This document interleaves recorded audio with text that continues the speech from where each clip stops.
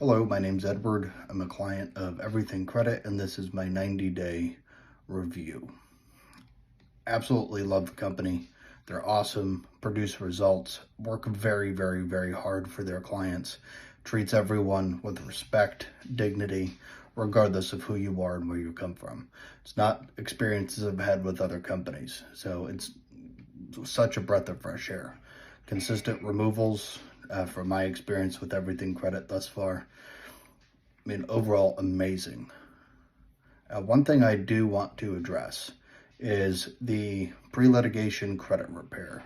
To my understanding, there's some people that think it's in other words, BS. It's not. I'm being paid $500 from a creditor who violated my rights. Now, what the lack of understanding, I believe, is that they violate your rights, you get paid, blah, blah, blah, free money. It's not always the case. You're not guaranteed. There's never guarantees with anything. You're guaranteed death and taxes, essentially. But this is not that. You don't get paid.